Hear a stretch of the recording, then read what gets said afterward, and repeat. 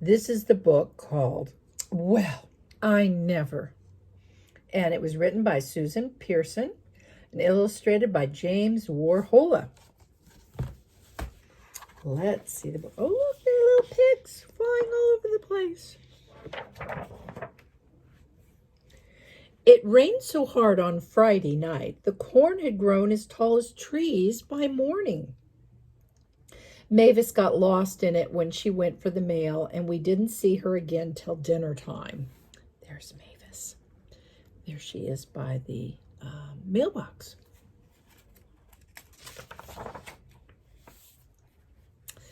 Well, then, Sidney forgot to shut the cage door, and his mice got out.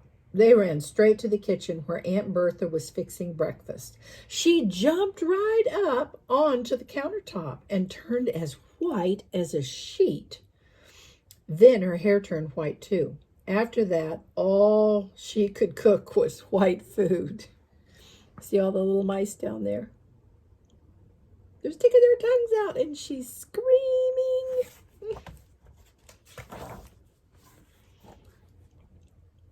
Uncle Fred made pancakes for us then, but he burned them. He fed them to the goats instead, which would have been all right except for the syrup. The goats got it all over themselves. After that, they stuck to everything and to each other, it looks like. My, oh my. Look, there are goats up the tree.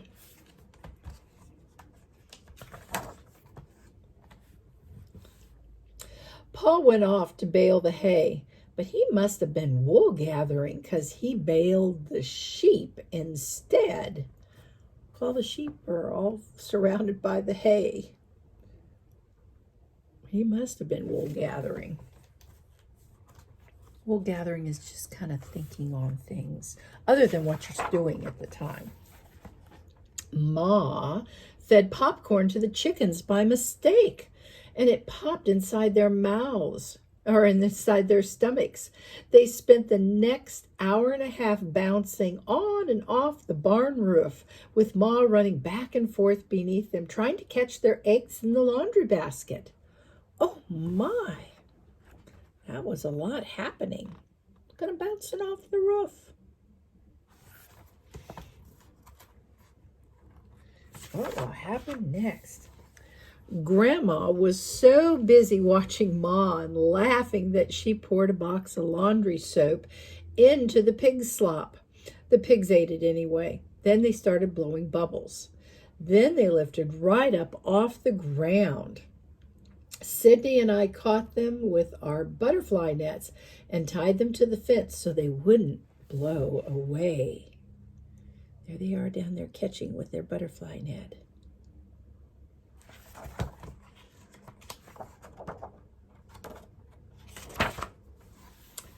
The horses were so surprised to see pigs flying around that their tails all curled, but Grandma ironed them straight again in the laundry room.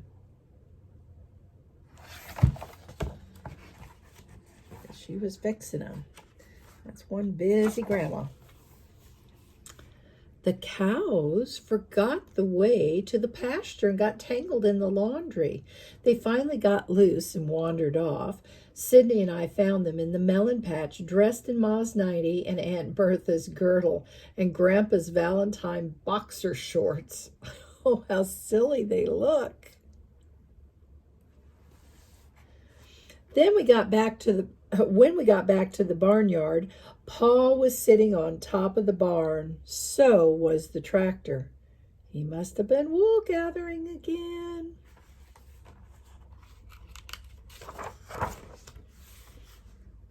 Someone left the checkerboard leaning on its side in the closet, and when Grandpa and I found it, all the black squares had fallen to the bottom. Grandma made us a newborn in the waffle iron, but the squares were so small we had to play with peas, which made it hard to get kinged. The peas kept rolling off and getting lost. There they are with their board and their peas.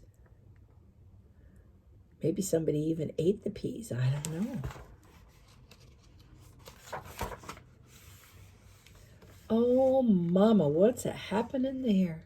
Mom got out the vacuum to clean them up, but her mind just wasn't on it, and before she knew it, she'd vacuumed up every one of Eleanor's Lincoln logs, all 6 of Fritzy's puppies, and Pa's favorite chair. Oh dear, she said, we've certainly all had our heads in the clouds this morning. Well, you can say that again, said Sidney, pointing out the window. We looked through the lace curtains at a cloud floating by. Well, I never, said Aunt Bertha, and we all ran outside to see what was up. We were. The end of our road didn't meet up with the State Highway 32 anymore. It met up with sky. State Highway 32 was about 3,000 feet below us. We could just make it out between the clouds. Ma grabbed her kerchief as a plane whizzed by right in front of us. Gracious, she said, I hope Mavis hasn't fallen off. It's a crazy day. That's an old-timey plane there, too.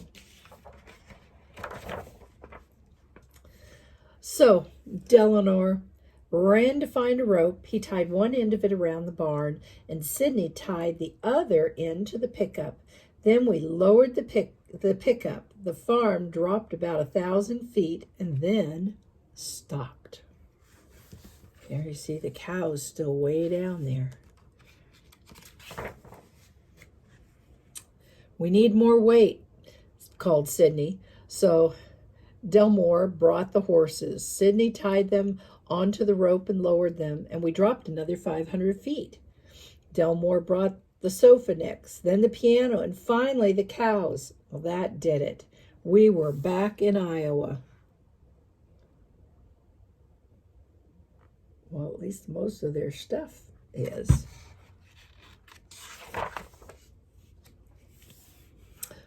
Grandma saves the day. Grandma sewed us down with fishing line, and everything went back to normal. Fritzy's puppies popped out of the vacuum cleaner. The black squares on the checkerboard moved back up to where they belonged. The corn shrank, and the pigs came down to earth.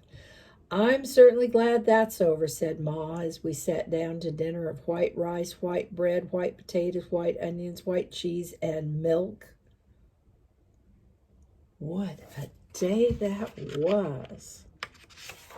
Well, I never. Looks like the tractor's still on top of the barn. May be a problem, but the moon's coming up. Good night.